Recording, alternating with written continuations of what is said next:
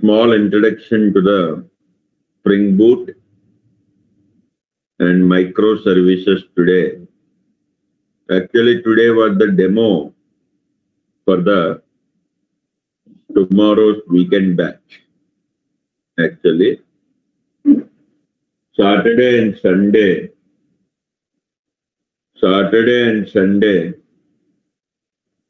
tomorrow and day after tomorrow, there was my weekend batch. Totally, it will take 8 hours per day tomorrow, 8 to 9 hours per day tomorrow, and day after tomorrow, 8 to 9 hours. So that it will complete end-to-end the Spring Boot with the microservices. And this is not a first batch to me. Weekend batches, I have taught many weekend batches in my career. From 2007 to till date, almost I have a 13 plus hands-on experience on developing Java and Android applications development. I am a Sun certified Java programmer.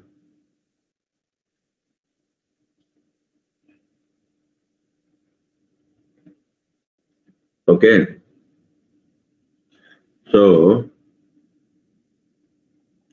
more than 500 plus batches I have trained till it. So that no worries about whether weekend batch covered all the concepts or not. That my responsibility. I already, the Spring Boot microservices. Today, it was the hot cake in the market.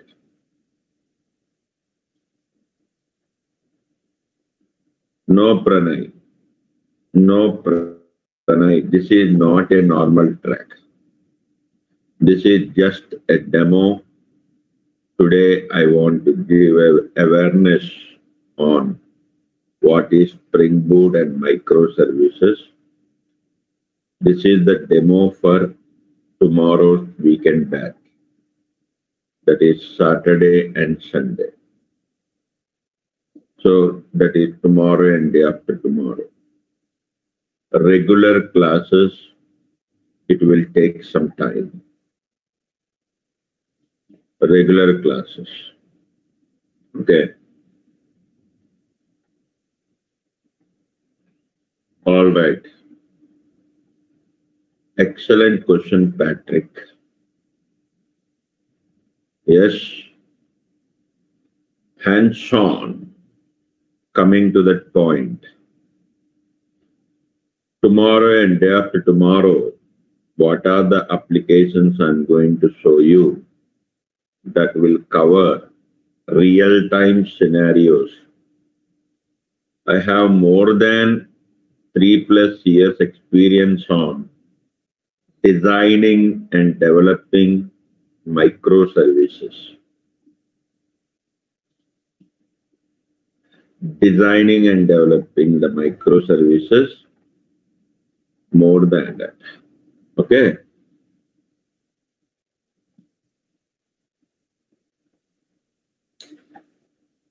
Do we need a prerequisite to attend this course? Yes, guys. Core Java, and if you have a knowledge on the Spring framework, if you have a knowledge on the Spring framework, basic knowledge on the Spring, no need to master on the Spring actually. So that is very, very important. No need to master on the Spring. Nagaraju, This session is tomorrow and day after tomorrow only. Today is just an introduction demo.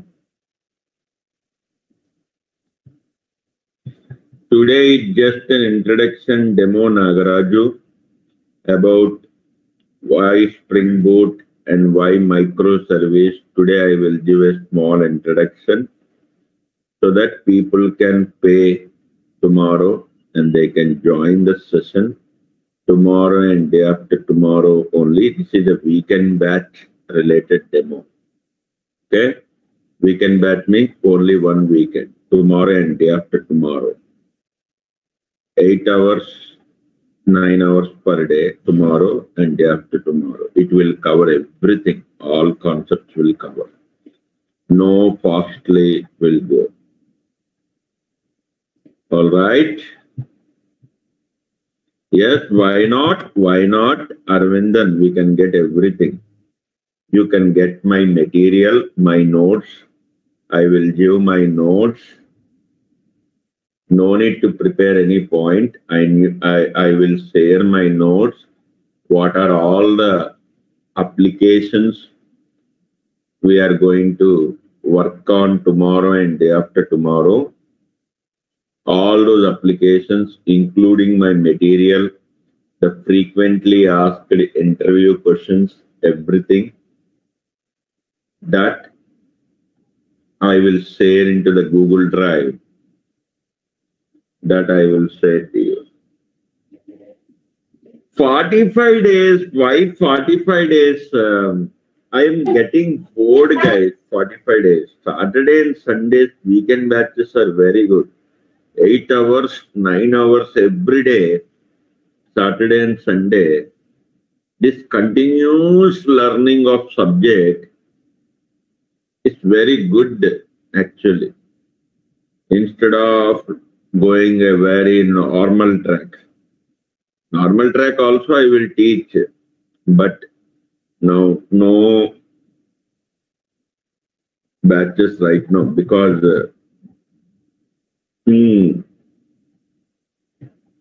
is it mandatory to know Spring through Spring enough to develop a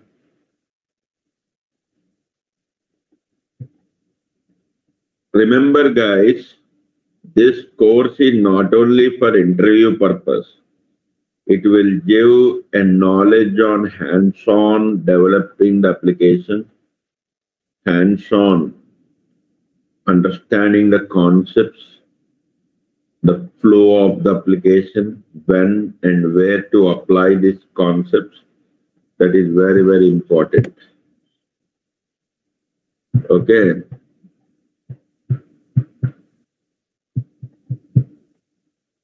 See, people,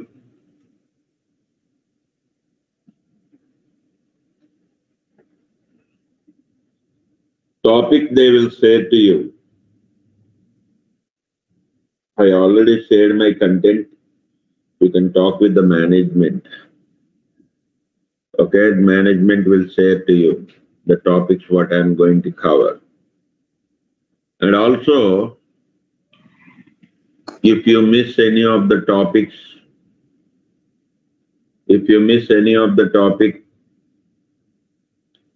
you can join into my another batch by taking the permission from the management, and you can listen the topic. Or you can contact me by via mail. You can clarify it. Many students are doing benefits of this course? So what is the benefits of this course? So the point is, at the end of the day, you people must do practice every day. Whatever the applications I am going to show to you, what are the concepts which are explained in the class, you must be more proactive. Proactiveness is very, very important. If you are not doing the regular practice, And if we are not going to, suppose what some people what they are doing is, what are the applications I shared in the Google Drive? People are importing those projects directly and they are running the applications. Funny to say, I'm very funny in that case. That is not a practice. That is, they are just running the applications. Practice means what you need to do. You have to write the code by your own. That is practice. Put my code as a reference as a side. Then you can do the practice. Okay? So these are the points what I want to cover today, guys, just before starting my demo. Okay? These are the things. Yes, Arvindan, we are going to learn the latest version of the Spring Boot. Everything. Okay. So let's start our discussion today.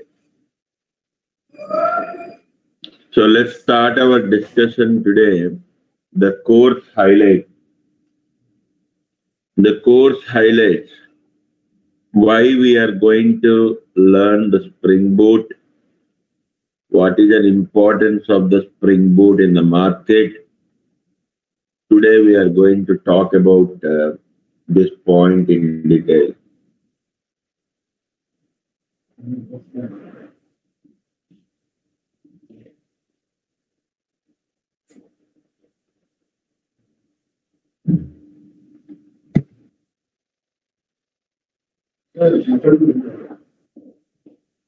Okay. Right, guys?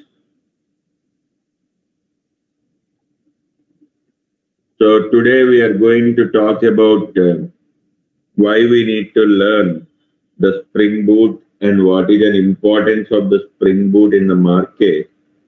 Today we are going to talk in detail about that.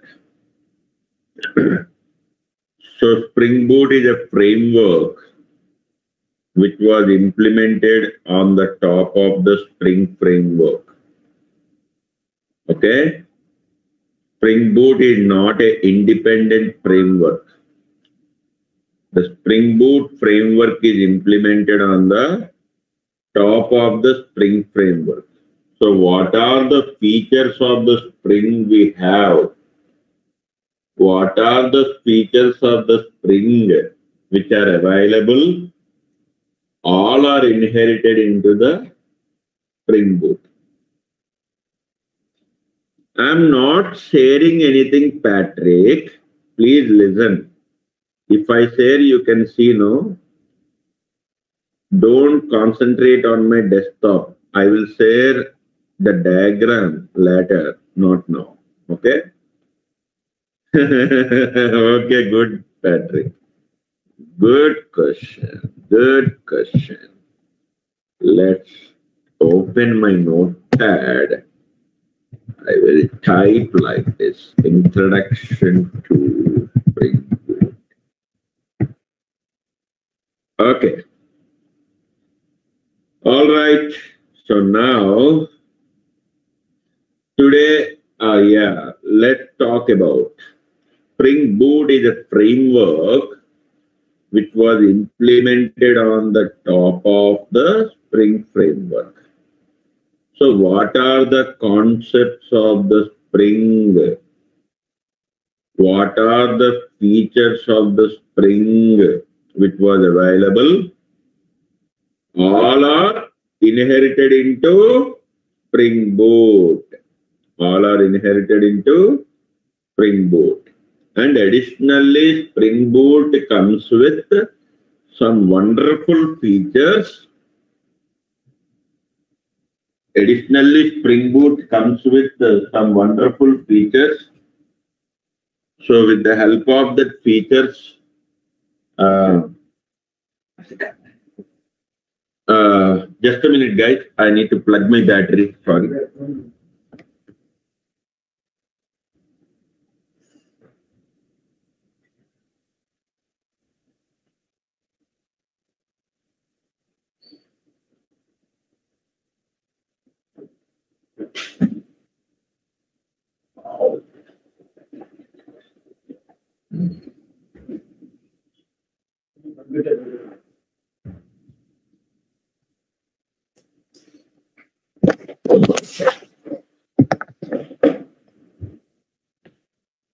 Okay, I'm back. Thank you. So, right. So, Spring Boot provides some advanced features. Spring Boot provided some advanced features. With the help of that features, what we are going to do, we are going to develop a microservice based applications. So, why you are learning this Spring Boot course, guys?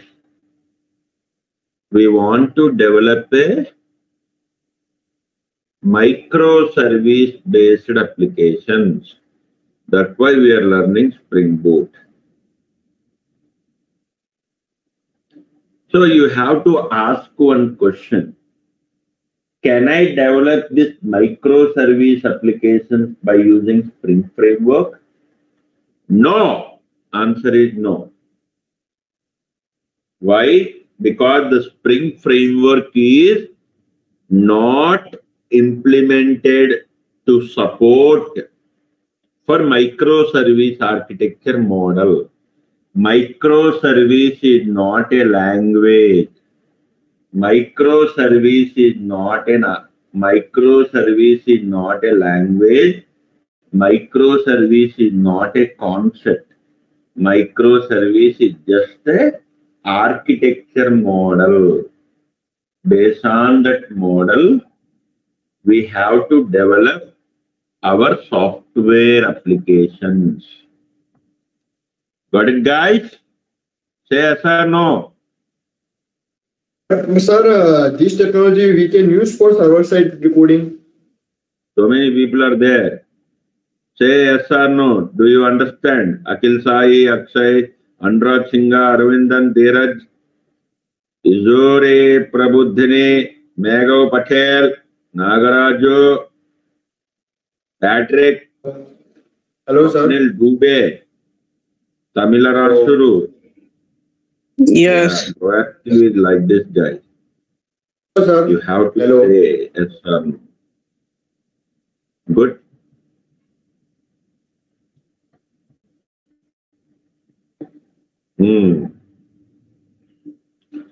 So,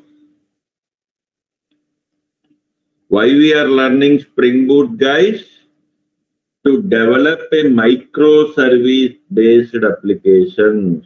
Why microservices? We'll discuss now. That is what our today's demo. Okay. Spring Boot. By learning the Spring Boot, we can develop a beautiful microservice applications. Hello, sir. With Hello. Fault tolerance support, resiliency support. You know, guys, what do you mean by fault tolerance and resiliency? You know, what was the fault tolerance and resiliency? Hello, sir. Hello. Fault Hello. tolerance and resiliency means if something went down, if something went down, suppose I developed one service called booking the ticket. Booking the ticket is one service. If that service went down, what happens? Nothing happens. You cannot book the ticket, right? my business will fail, right? Yes or no? My business will fail. So what I need to do? I need a backup for that. Backup means whenever my service went down, whenever my service went down, we are going to divert the traffic to another service. We are diverting that. That means another service, whatever the another booking ticket service, that is, we have to arrange a backup, the backup service. That is known as resiliency and fault tolerance. Why service goes down means there are so many concerns will be there. Maybe network issue, out of memory problem, okay, and too much load also. Database internal connections problem, many of the reasons. Or if JVM crashed, in that case also service will down. Clear? So, that is the point, guys. So, what is the difference between the Spring framework and Spring Boot? By learning the Spring framework, you just can develop only monolithic applications only. By learning the Spring framework,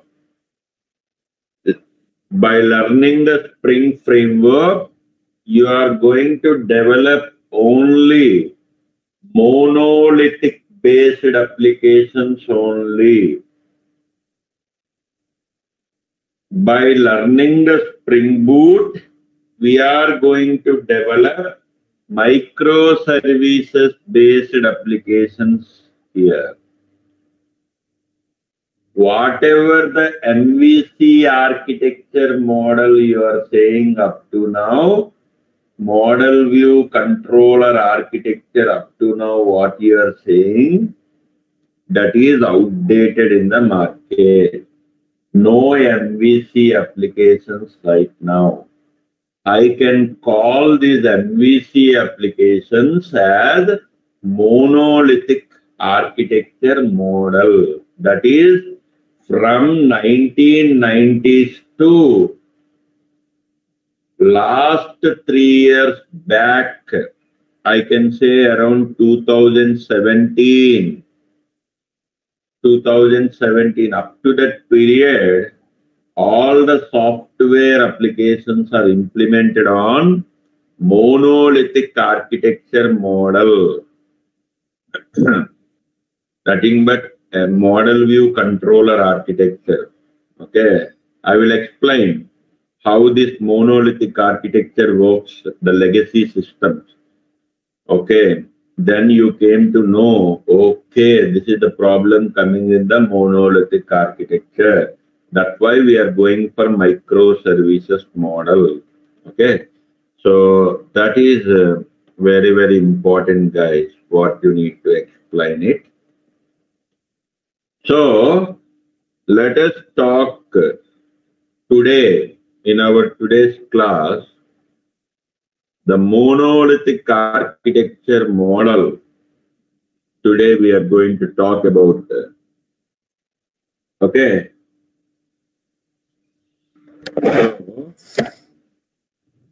Monolithic architecture model says that the legacy application, look at the diagram. I will show you.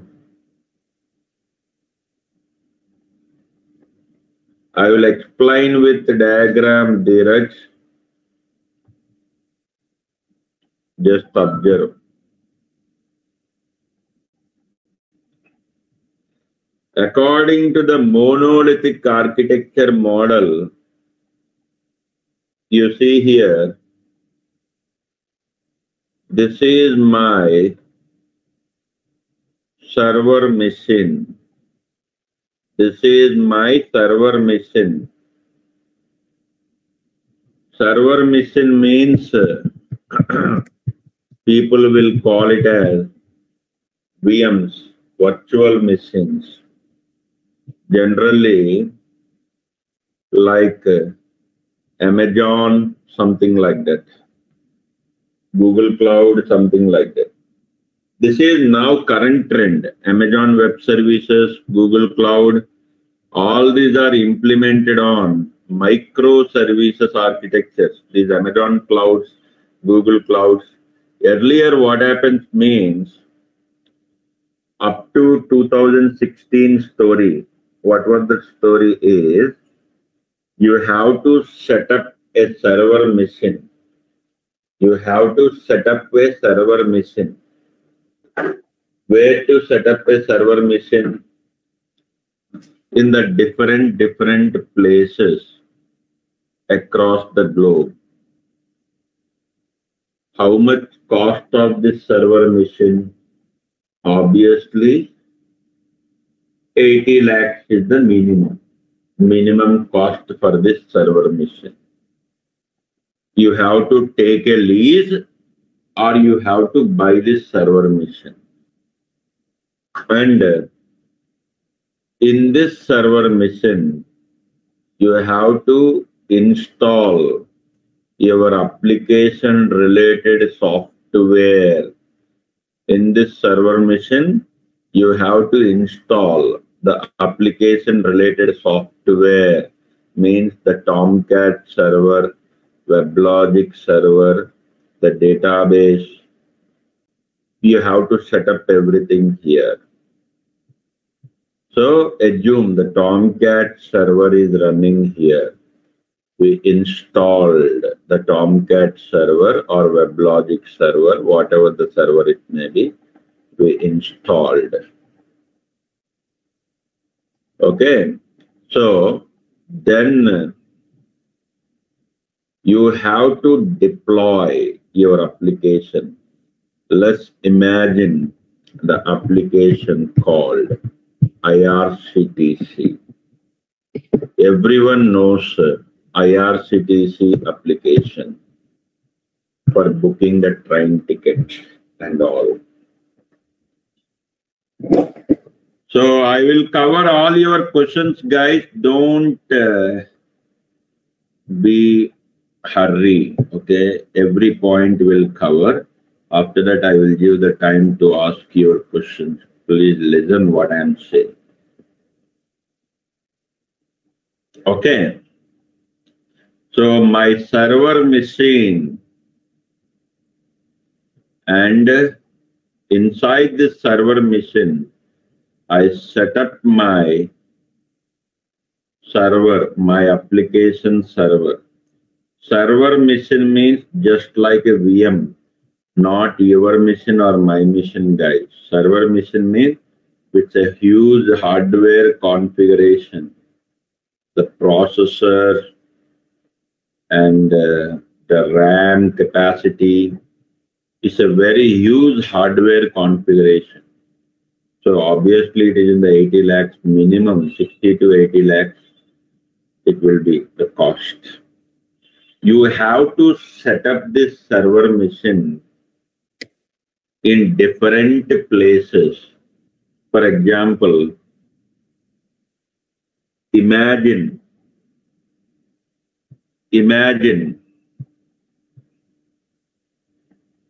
this one student asked the doubt, Tamilarasu, why we need to set up server in different locations?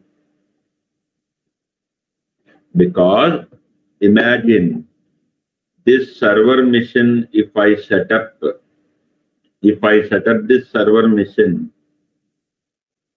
in Hyderabad,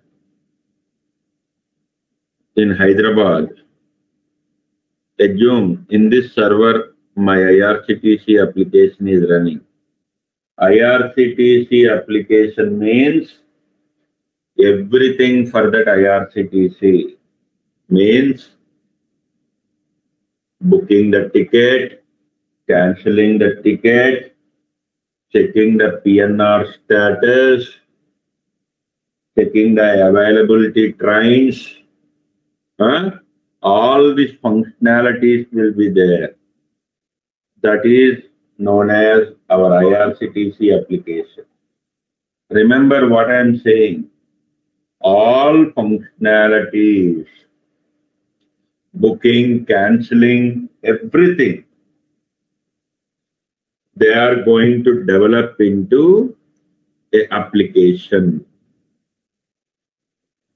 Monolithic architecture model means a project comes with several modules. A project comes with several modules, different functionalities. All these functionalities means these different modules are nothing but integrated, nothing but an application, a project. So everything is deployed into the same server. Means the entire application, means what are the modules are there. A module is nothing but, once again, it's just like a small mini project only. A module means mini project. How many modules will be there means that is up to your requirement. So you have to package all these modules into var file or year file, something in Java. You have to prepare it. In other applications, they are doing their own package. And finally, that application deployed in the server. Okay. Now, imagine this server machine is set up in the Hyderabad. Only one server machine. Now, the entire India, all the users are making the request to this server machine. Entire India, not only entire India, across the globe, who are the Indians to book a train ticket across the globe. Imagine if all requests come to server machine. What happens? Tamilarasu, answer to my question. What happens?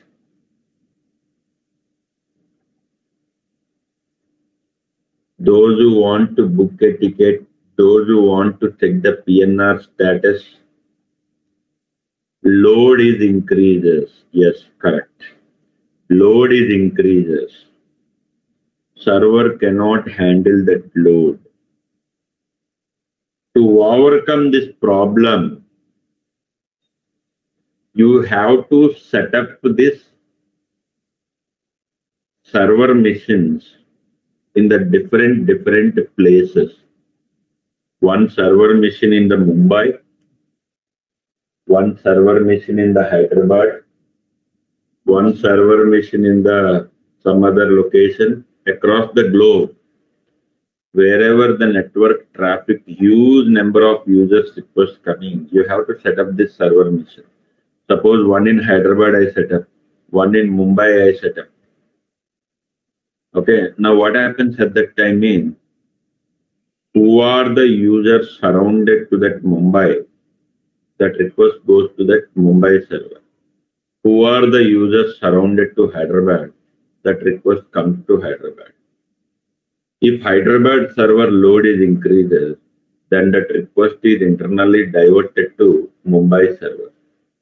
That concept is known as load balancing. Okay, like that, how many server machines you need to set up there? It is a business cost, too much cost. You have to not only buy the server machine, guys, you need to hire a network team to continuously monitor the health of the server machine. You have to pay the salaries for the team. This is an expensive cost. And also you have to visit to that locations where the server machines are there to continuously monitor what was the hardware status, or you have to put some dedicated team over there. This is a very costliest operation. Now imagine, guys, answer to my question. Do you say load is always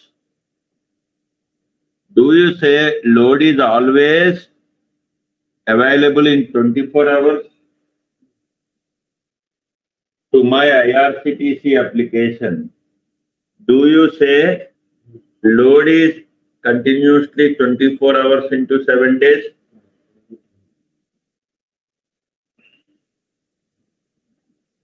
No. Good, right? Answer is no. Hey, not depends on application. Yeah, at peak time, at particular time, not depends on application, guys. Don't give that answers. Swapnil Dubey. It not depends on application, guys. It depends on the peak time. That is correct. Whatever the application it may be, it's a peak time. Peak time means what? For IRCTC, what was the peak time? Tatkal ticket booking. From morning 10 o'clock to 12 o'clock. Yeah, Tamil Rasu, you are more experienced in Tatkal booking. You've given the time directly. 10 to 12. Okay. So during this time, lot of load will be there. After that time, no load, minimum load, not much load. So you cannot give guarantee that when the load is increases, when the load is decreases. Now let's answer to my question. To manage the load, if I set up 30 server machines across the India, imagine, if I set up for IRCTC application to manage the load, I set up the server mission, 30 server missions in my India across the different places. In all those missions, the same IRCTC application is running. Just your network traffic is routed to different missions. Now what happens, guys? Whenever there is a good load, your all 30 missions are useful. If no load, if there is no load, there is no use of the 30 server missions, right? Answer to my question. Unnecessarily it was running, no load. That's the problem in monolithic architecture model. So in monolithic architecture model supports only to vertical scaling. Monolithic architecture model supports only to vertical scaling. So what is vertical scaling?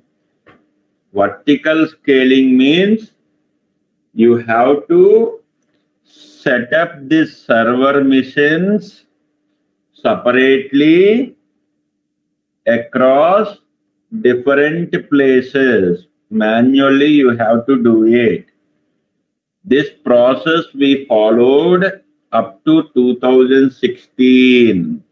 That's why we have a very good on-site opportunities at that time in the software companies.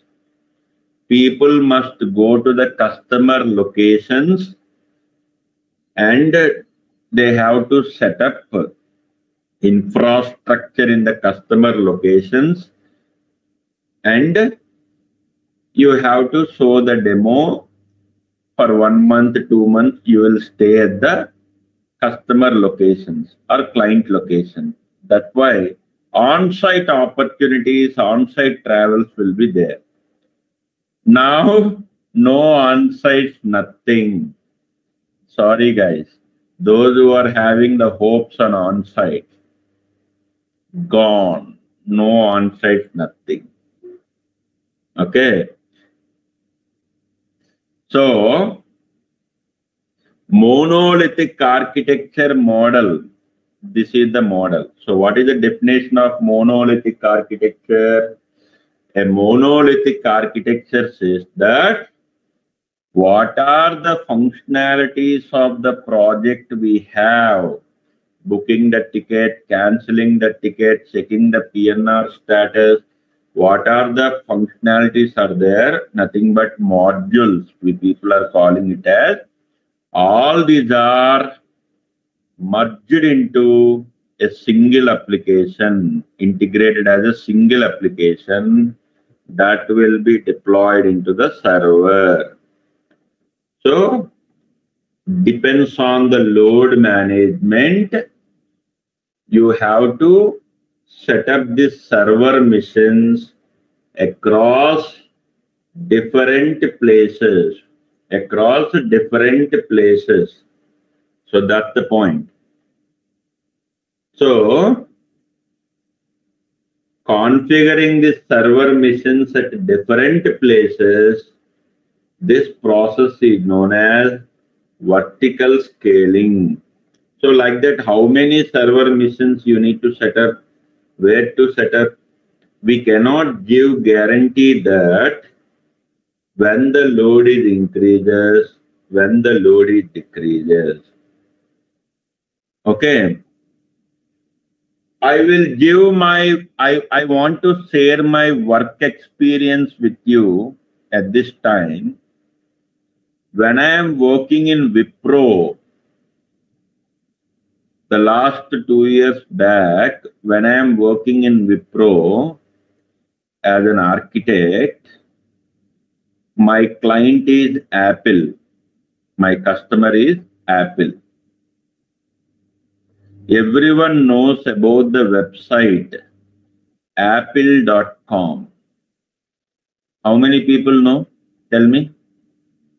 Apple.com. How many people visited to that website? Tell me. Apple.com. Arey, answer, guys. You don't know apple.com? Say yes or no.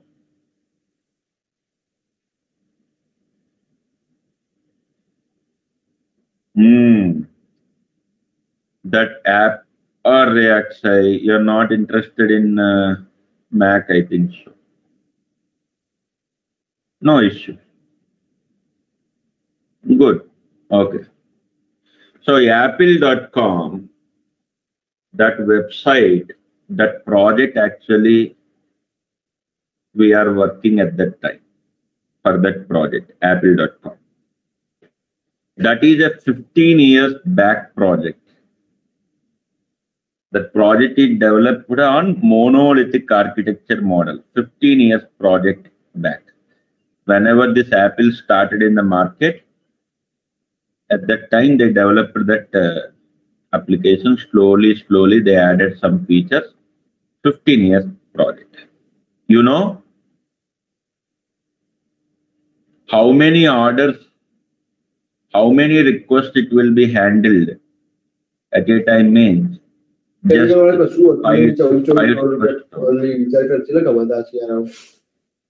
to 6 requests. Once we converted that monolith into we are the people just 1.5 year No, but journey. otherwise, got out in I a completely devoted to 1.5 year to that project.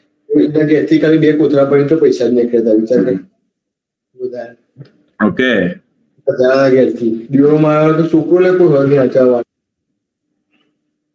Yeah, I muted all lines. Thank you. Now it's fine.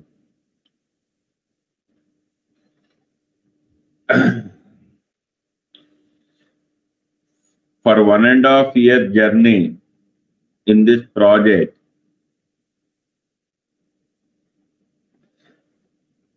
that apple.com is a website. From that website, people is going to order the MacBooks, means laptops, tablets, iPhones, the American people, and other areas except India, people are using apple.com at that time. This is a 15 years project which was developed on monolithic architecture model, and this application handles only 5 to 6 orders. That's the capacity, 5 to 6 orders at a time. At a time it will handle. So what is our requirement is, within the span of 1.5 year, we converted this whole project into microservices architecture model. Once we converted to microservices architecture model,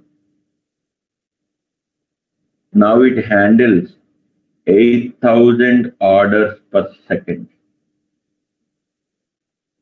Now it handles 8,000. That was the achievement we got from the Apple. That's the power of microservices, guys. Comparing to monolithic, I think this is one of my experience I want to share with you.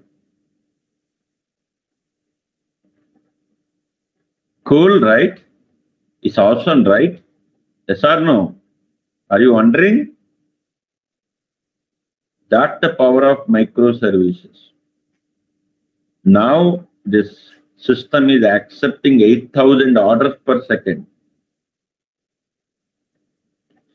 Yes, there is monolithic architecture is also having the load balancing. Even microservices are also having load balancing. But in monolithic architecture, you have to set up multiple server machines. No. I am telling up to now that point. You are interested to buy how many server machines you want to buy? Tell me. How much load you will get every day? Are you sure about that? How many server machines you need to buy? It is a very costliest operation. You cannot estimate when the load will increase, when the load will decrease. Load balancing is okay. If there is no load, today there is no load, man. So what is the use of the server machines? Wait, first understand monolithic architecture, then we'll go to microservices. Do you understand what is the problem, what I am saying?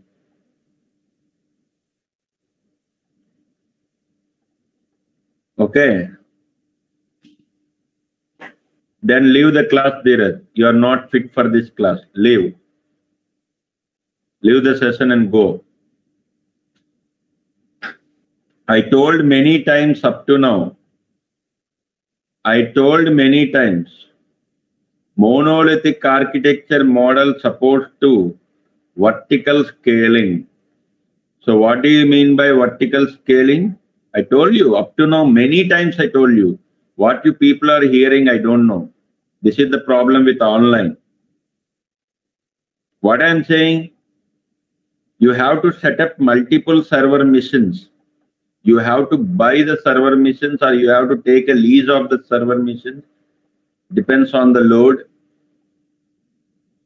So when the load increases, when the load decreases, you cannot justify it. If there is no load continuously for 2 days or 3 days, whatever the investment you put on the server machine, that is useless. Unnecessarily, yes, that's correct. So that's the point what I want to say. So to overcome these problems, now again see, what is the another problem, guys?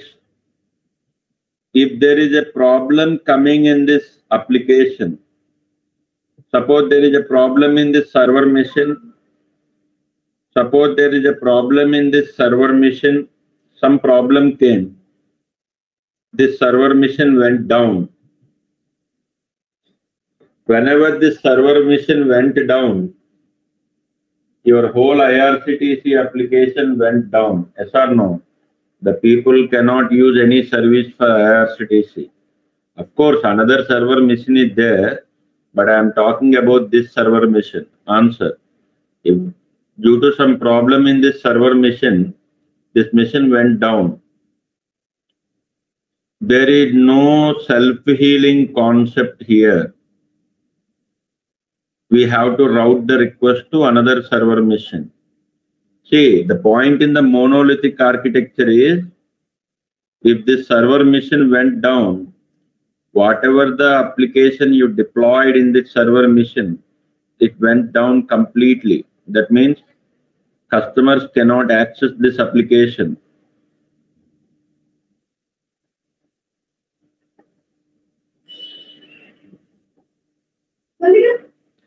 If one server goes down, another server will be there. That is okay. What I am saying is, whatever the application presented in that server machine, the whole application went down. You cannot access this application. That's the problem. Of course, another server is there, but whatever the application completely deployed in that server machine, that is useless, right? Okay, another server will be there, another server somewhere it is there in the different location, that request route to that server, that is okay. But this whole application went down because the server is down. So because of this business cost problems and whatever it may be, whatever the points we discussed up to now, we are not going for monolithic. Why too much load is increases nowadays? Anyone have any answer, guys? You asked so many beautiful questions up to now. A small question to you. Why load is increases nowadays?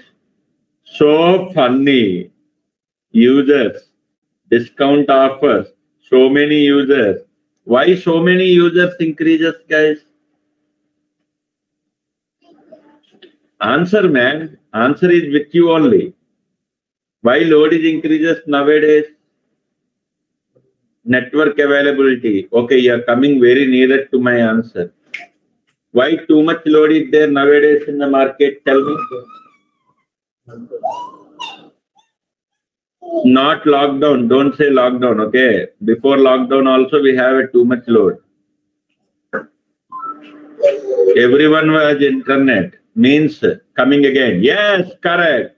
Everyone is using a mobile. Who is that answer? Excellent, Prabhakar. That is what that answer. Mobile phones. Prabhakar. You are correct. Mobile. When smartphones are started, you know, in the market, from 2009, Android hit the market. From 2009, Android hit the market with a version called Honeycomb, Android 3.0 version.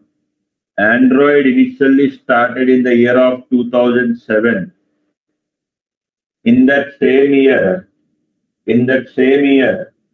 iPhone also launched in the market. Okay, in that same year, just with a matter of 20 to 25 days.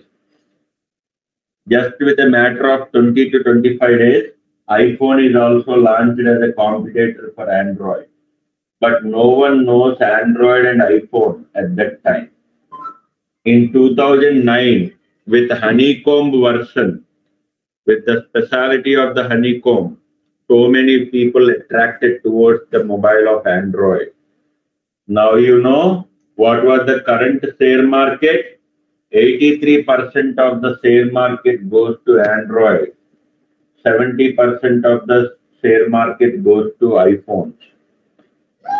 Because iPhones are very costly and you have to wait 1 year to another year to get different versions of iPhone, and it is more costly. Of course, for international people like US people or UK people, they are using iPhones. They are using iPhones actually. Okay, that is fine. But across the globe, not only those countries, even in US and UK, even in German side, also even in China, Asian countries, many people are using Android. Earlier, what happened means, in earlier days, what happened, guys, before, I mean to say, up to 2010, what is your story? Tell me. Everyone is having their laptops or everyone is having their PC connected with the internet cable, or laptop carrying your data modem like Reliance data modem, Tata Docomo modem. One modem you have to plug into your laptop internet. We are not sure whether that internet is coming or not. Or you have to go to the internet cafe to browse the internet and all. That was the old story. Up to that time, because of that story, less number of people will be there, internet accessing people. So that's why load is very less at that time. That's why monolithic architecture systems are very good at that time. But nowadays, everyone is using mobile, the smartphones. So people are using internet services from their mobile only. Frankly speak, I'm speaking frankly, very frankly I'm speaking. How many people really buying the items from the internet? Tell me. Every day people uses Amazon app. Within the fingertip, just click on the Amazon app or on the Flipkart app or on the Myntra or whatever it may be. They will browse all the items. They will browse it. And he is like feeling like a real fellow. I will buy all these items. Okay, they will add to the cart. They will play like a game. After that, they will not place an order. If they are not buying the items, what is the use of playing? Window shopping only, right? Many of the people, window shopping only. Time pass. Because of this only, 90% of time pass request only coming, according to the IT survey, Orders, placing orders is very less. Because of that only, number of users requests coming. That's why too much load. That's why monolithic architecture model doesn't handle this current requirement. So to overcome this problem, we need to migrate to microservice architecture model. What is a microservice? What is a microservice? Tell me. A microservice is an architecture model follows single responsibility principle. A microservice architecture model follows single responsibility principle. That is, everything to be single. Microservices are very selfish. In my personal experience, I can say microservices are also known as selfish services. Those are very selfish because microservices, every microservice is having its own server, its own infrastructure, it is having its own database, it is having its own JVM, it is having its own garbage collector. Everything is single only. A microservice encapsulates single functionality. A microservice encapsulates single functionality only. For example, booking the ticket. For example, booking a ticket, that is one functionality. Canceling the ticket, that is one functionality. Checking the PNR status, that is one functionality. So like that, for every functionality is known as one microservice. A microservice architecture says that everything to be a single. That's the good definition. A single functionality.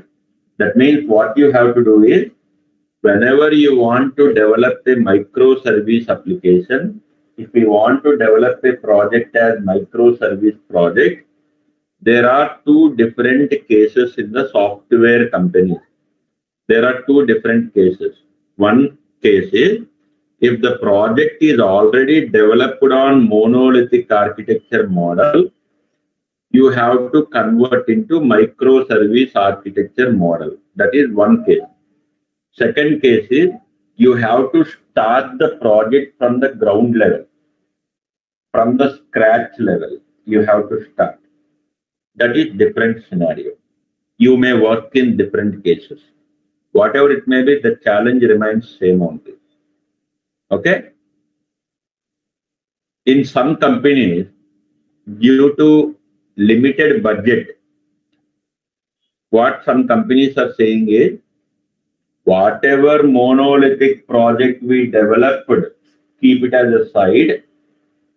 What are the new features or new enhancements you want? For that, develop microservices and assemble these microservices with monolithic architecture. Assembly. So that that is one way. Depends on the budget. Okay. So now final touch for our today's class.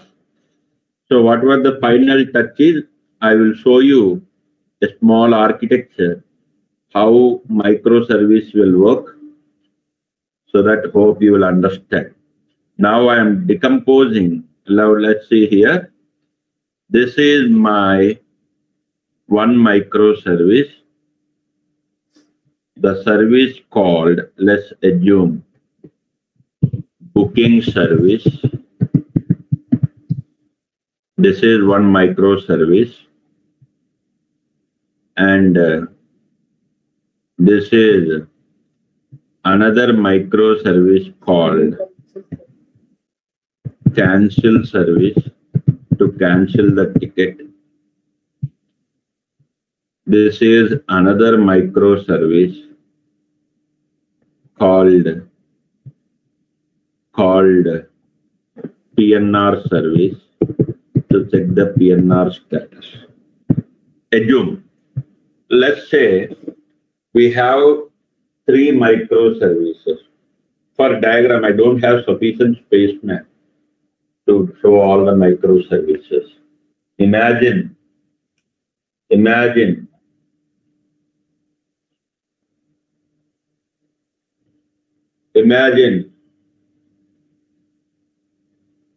there are 20 to 30 microservices will be available.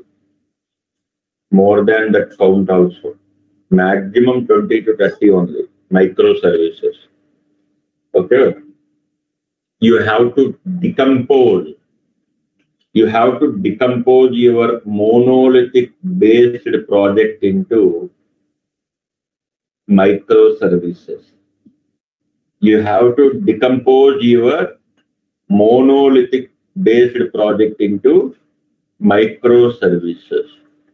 So how many microservices I need to decompose?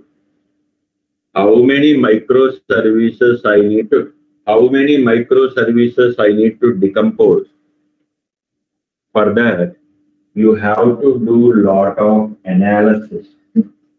You have to do lot of analysis on our existing monolithic architecture, and based on that you need to prepare how many microservices need to come up. That analysis only nearly it was taken in the Apple when I am working for Wipro. Almost 1 year it was taken for analysis only before starting our actual coding. How much analysis you do for your monolithic for breaking into microservices? That quality you can provide. Okay. Now, according to this diagram, if we observe, every microservice, booking service means this service knows only how to book a ticket. It don't know how to cancel the ticket.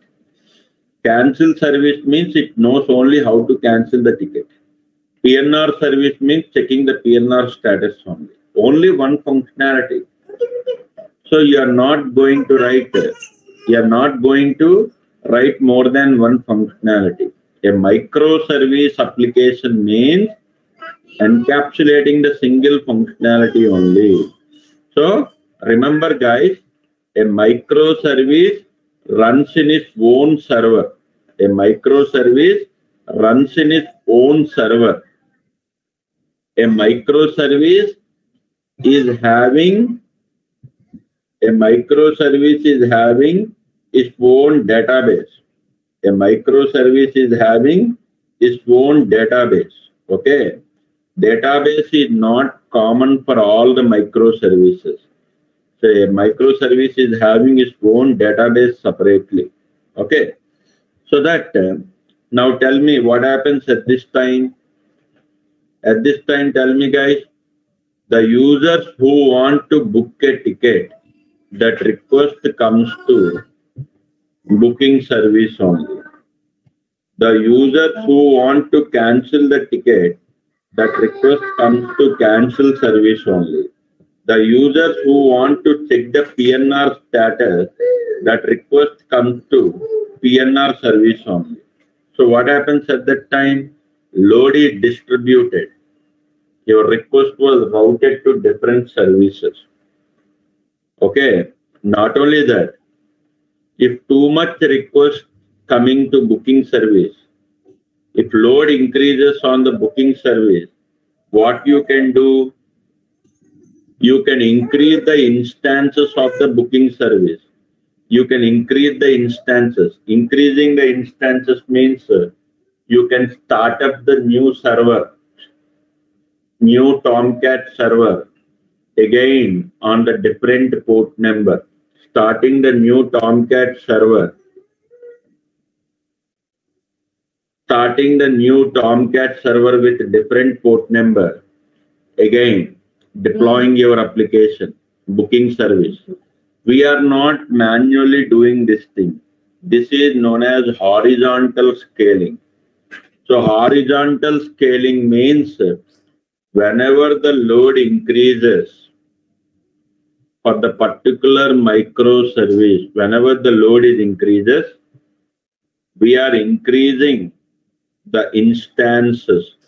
Increasing the instances means running the server again. Instance is nothing but starting the Tomcat server again with a different port number. Let's say one port number is 8080. We'll start with another port number 8081. So in both servers, the same booking service will run. So like that, how many instances will increase whenever that particular load time? Okay. So that will apply horizontal scaling on the particular service only. We are not applying on all other services. The other services remain same only. So That level of fine-grained control is available in our microservices architecture model. Whenever if there is no load, again those instances will be deleted. Automatically it will be shut down. It will be deleted. Okay. And another interesting point is, due to some reason, if booking service went down,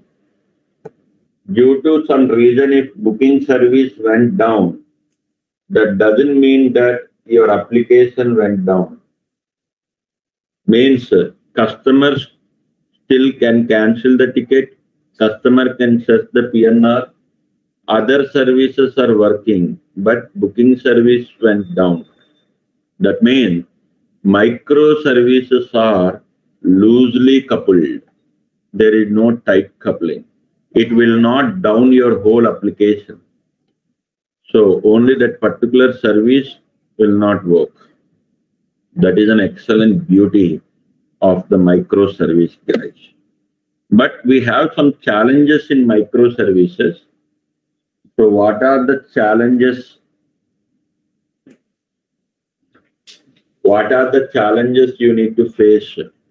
That we'll discuss in our course clearly. Okay.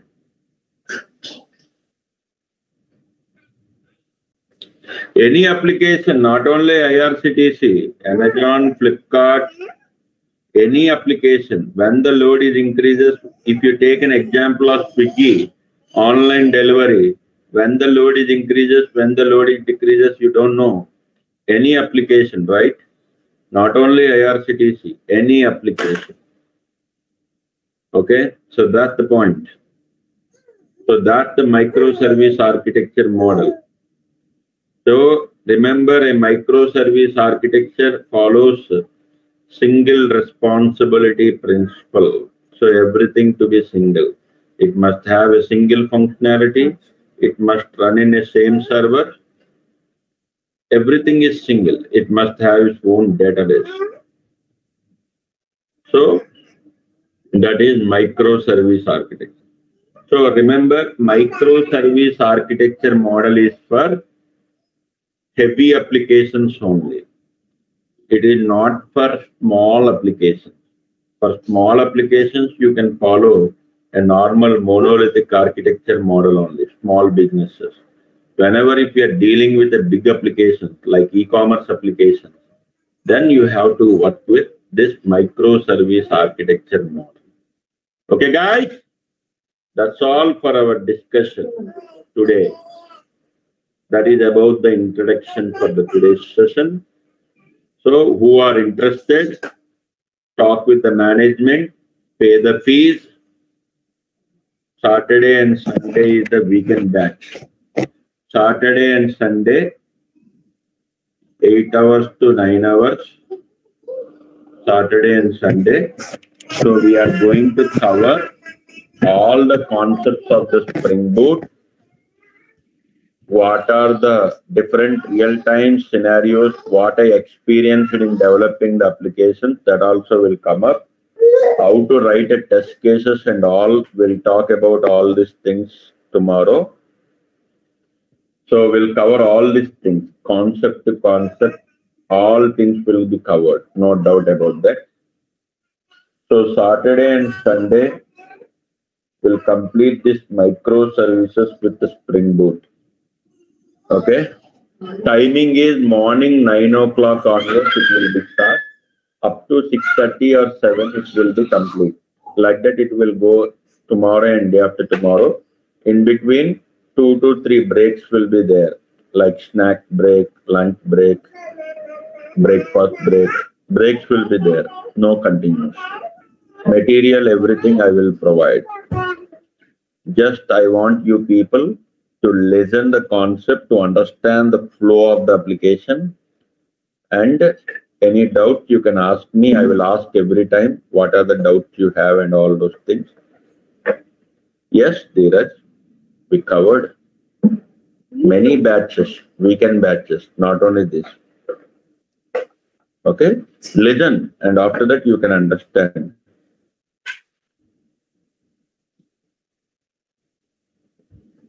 Okay. No, they have a content they will share to you. Okay. Yes, one weekend. Okay, guys. Thank you. Have a good day. Thanks for coming the session. Talk with the management for the course details and all. And have a good day. Bye-bye.